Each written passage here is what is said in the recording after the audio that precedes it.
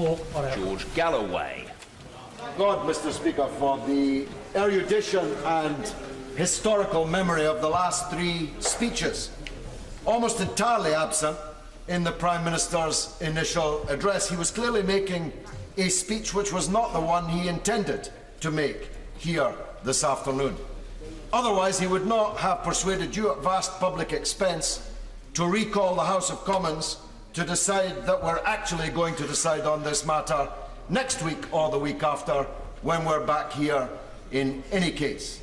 It's absolutely evident that if it were not for the democratic revolt which has been underway in this House of Commons and outside in the wider public against this war, that the engines in Cyprus would now be revving and the cruise missiles ready to fly this very weekend. And any attempt by the Prime Minister to pretend that he had always, all along, intended on this course of action is just bunkum.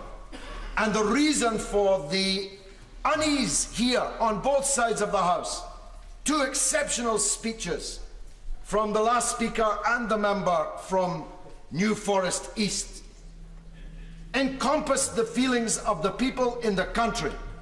Only 11% of the public, according to the Daily Telegraph this morning, support Britain becoming involved in a war in Syria. Can ever a British government have imagined sending its men and women to war with the support of just 11% in public opinion?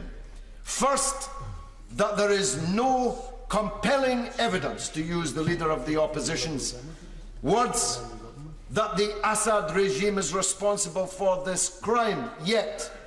Not that they're not bad enough to do it, Mr. Speaker. Everybody knows they're bad enough to do it. The question is, are they mad enough to do it? To launch a chemical weapons attack in Damascus on the very day that a United Nations chemical weapons inspection team arrives in Damascus must be a new definition of madness.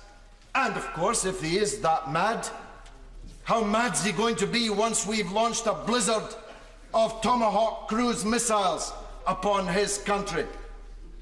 Now, as I heard the front benches describe how bad he was, I wondered just why the former Prime Minister forced Her Majesty to billet him in her guest room at Buckingham Palace just a few years ago, and how a former Prime Minister recommended him for an honour, and how he was hailed in all corners as a moderniser. But of course the narrative has changed, because the government is intent on regime change in Damascus. Which brings me to the only other point I'm going to be able to make in the time available. The reason for the unease is that people can see the character of the Syrian opposition. They have seen the videos. We've heard about horrific videos. Take a look at the video of one of the commanders of the Syrian revolution cutting open the chest of a human being and eating his heart and liver and videotaping himself and putting it up on YouTube because he thought it might be considered attractive. Take a look at the videos of Christian priests having their heads sawn off, not chopped off, sawn off with bread knives. Even a bishop in the Christian church was murdered by these people.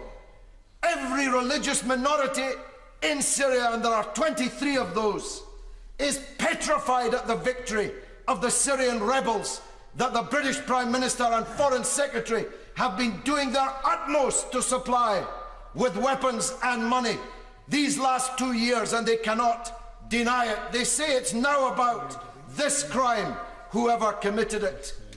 But it's been the government's policy for 2 years to bring about the defeat of the regime in Damascus and the victory of the kind of people responsible for these crimes. I have 20 seconds left. I'll bring it away. Willingly. If only for another 60 seconds. Remember, the honourable member had made reference, but let's remember where those arms have come from over decades. from this country is supplied to Syria. Indeed, indeed. I have now 60 seconds at my disposal, so let me make this point more clearly. When did Russia and China, 2.5 billion people, cease to be members of the international community?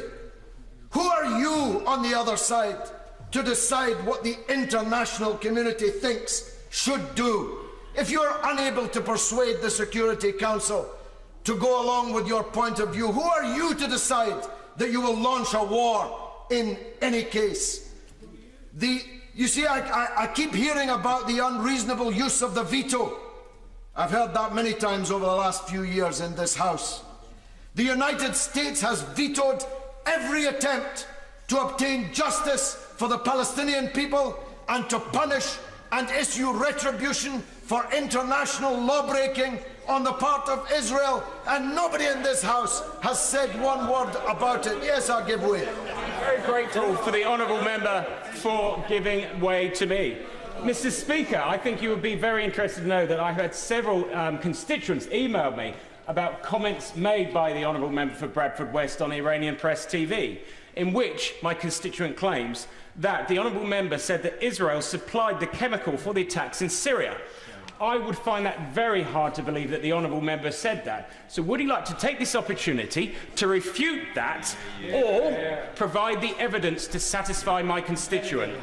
Well, it just shows the unreliability of relying upon green ink letters, whether they come in the post or in emails. For I said no such thing. But the Syrian rebels definitely had sarin gas, because they were caught with it by the Turkish government, as was referred to by the former government minister opposite. If you'll forgive me, I forget his constituents.